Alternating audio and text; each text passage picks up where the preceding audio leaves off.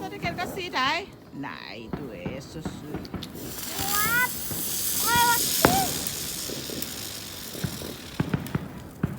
คุณยายเข้าเฮ็ดนี่อย่างนะพี่น้องอะไรเด้อเขาเธอซื้ออะไรมาว่าอะไรฝ่า Nogle små tejer. เหรอ små tejer. ท้ายแล้วคืออะไร Teg. ไหนล่ะไม่เห็นมันวิ่งเลย Øj, den er også kigget igen. โอ้ย Den virker. นั่นมาแล้วที่เขามาล้างซ้ำวะ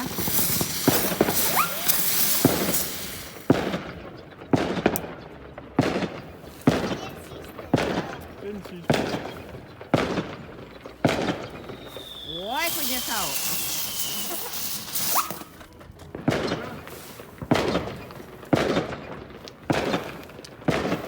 พี่น้องเพิ่นจัดโต๊ะน้อยๆพี่น้องเพิ่นจัดโต๊ะเอาลงไม้ปลอม Det er nok en kunstig. เบิ่งที่ละพี่น้องมองที่ว่าข่อยมาเฮ็ดงานเบิ่งเพิ่นตั้งโต๊ะเพิ่นแบบว่าตั้งอันตกแต่งแบบว่าอันนี้นะตกแต่งเพื่อจะมาจัดฉลองกันเมอริสคริสต์มาสอันเพื่อนสิมพาก็มากัน6 โมงตอนนี้5 โมงค่ะพี่น้องเพื่อนสิมาประมาณ6 โมงเนาะมัน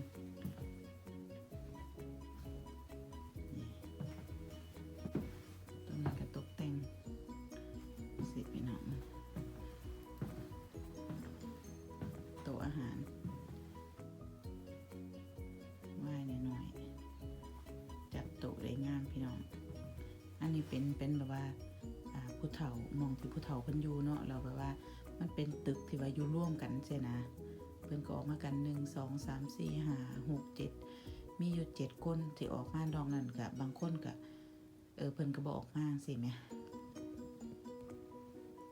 อันนี้ก็บ้านนี้เพิ่นก็ตกแต่งหน้าบ้านเพิ่นพี่น้อง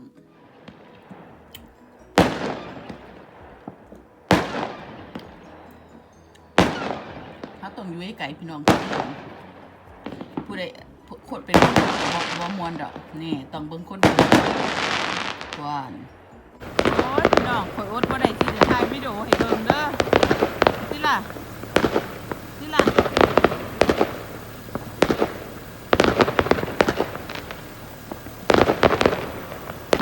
เกือบทุกหม่องนะพี่น้องดังคุณอยู่แล้วก็ภาพไปเบิ่งสิล่ะอันนี้คือในเมืองข่อยอยู่บนสะพานเนาะข่อยอยู่บนสะพานนะพี่น้องข่อยอดที่จะจอดรถบ่ได้นะคือแบบตอนนี้ถนนโล่งว่างมากเลยค่ะพี่น้องข่อยใช้เบิ่งอันนี้คือในเมืองค่ะพี่น้องข่อยอดที่จะถ่ายวิดีโอบ่ได้นะ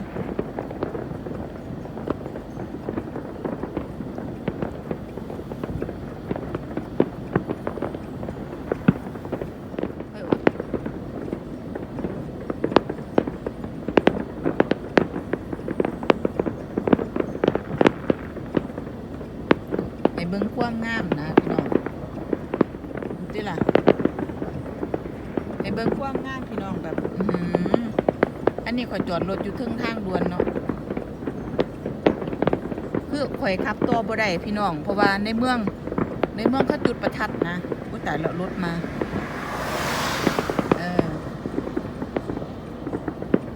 คือแบบว่าในเมืองเขาจุดประทัดไปต่อบ่ได้พี่น้องข่อยก็เลยมาอัดคลิปเป็นวิดีโอให้พี่น้องได้เบิ่งแต่ว่าอยู่ตรงข้างทางนี่ก็อันตรายเด้นี่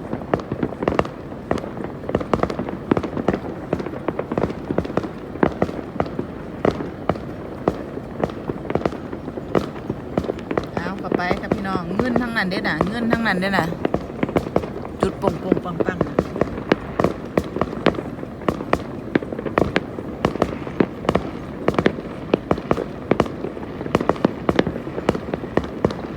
แบบไปต่อบ่ได้อ่ะพี่น้องนี่ล่ะ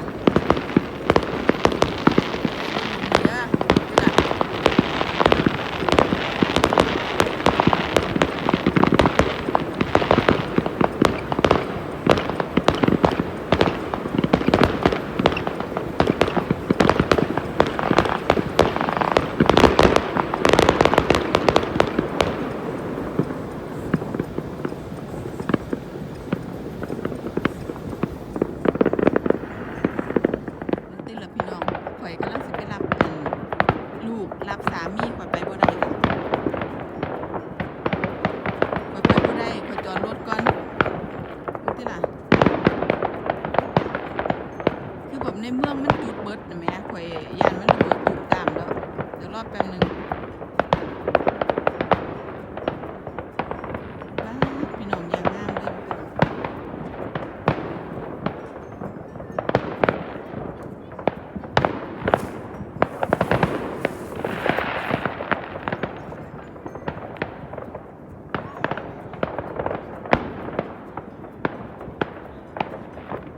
ที่ล่ะตรงนั้นพี่น้องเห็นมือข่อยบ่ตรงเนี่ยบ้านแม่ยาอยู่ข่อยไปบ่ได้ข่อยจะไปหับลูกกับสามีนะ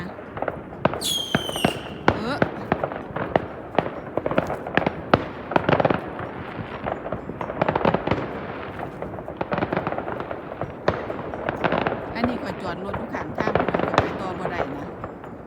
โอ้งามคักงามคัก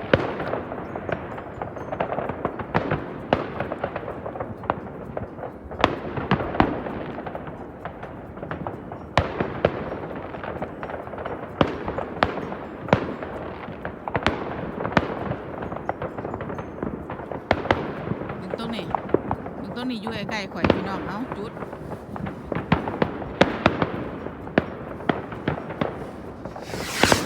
ว่าน่ะโอ้โหงามพี่น้อง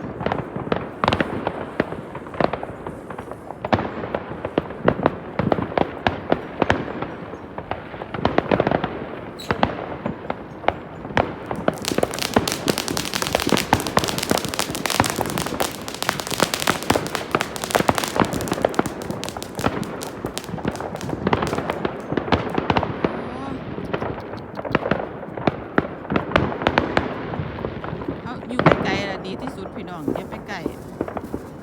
เบิ่งตรงนี้ใกล้ๆจุดอีหยัง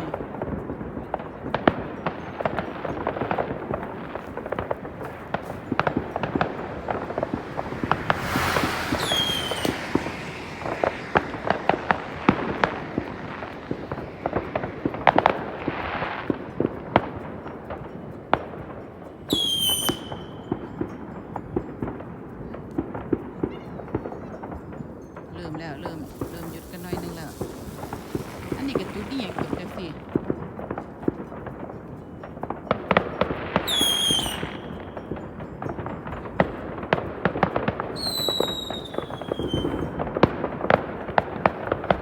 โอ้มาอีกแล้วเป็นกระบวนพี่น้องโอ้ห้ามตกใจ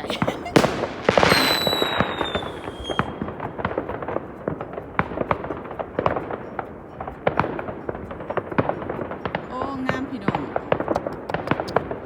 บอกเลยยืนมันใกล้ๆงามพี่น้องแต่ว่าถ้าเกิดจุดเองนะแน่บ่เห็นดอก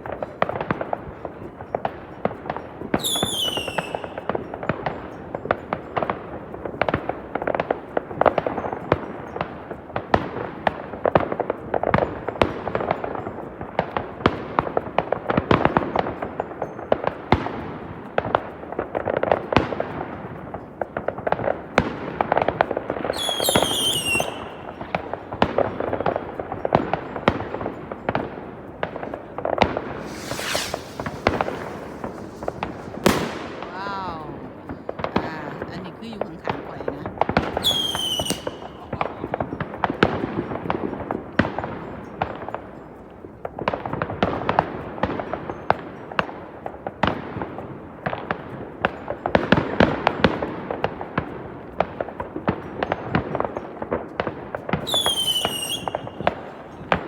ถ่ายไกลๆ100 เมตรพี่น้อง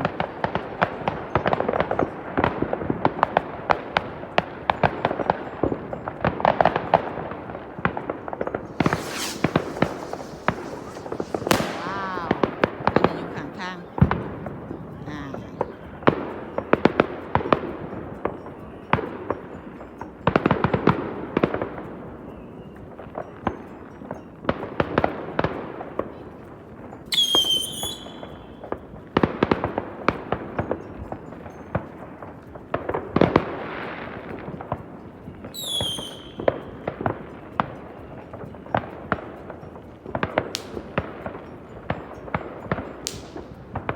สิไปรับลูกกับสามีพี่น้องไปบ่ได้ก็จุด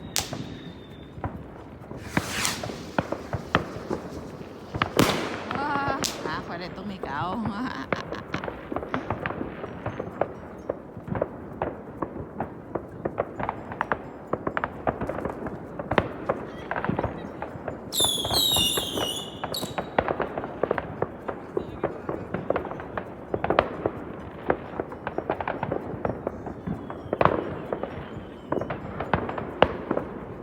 บเมืองอ่ะพี่น้องรอบเมืองอ่ะ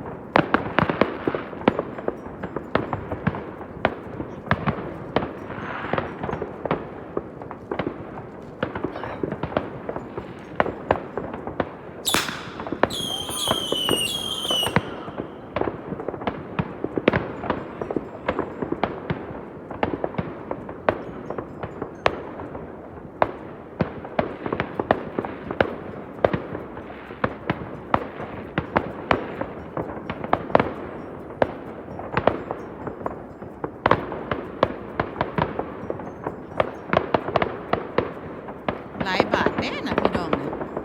จุดกันนะ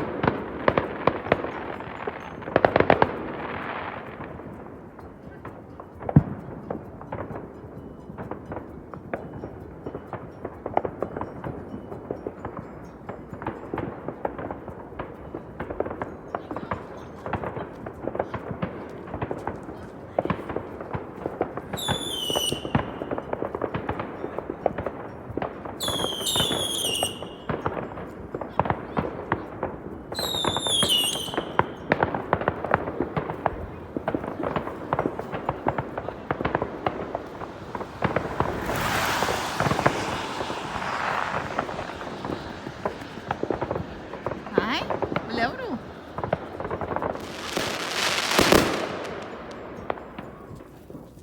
โบเห็น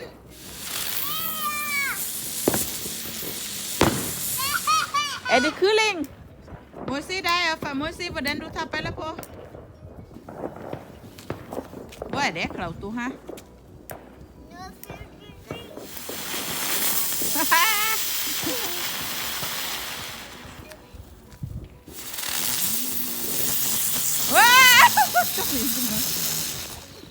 Vad är det du har Klaus?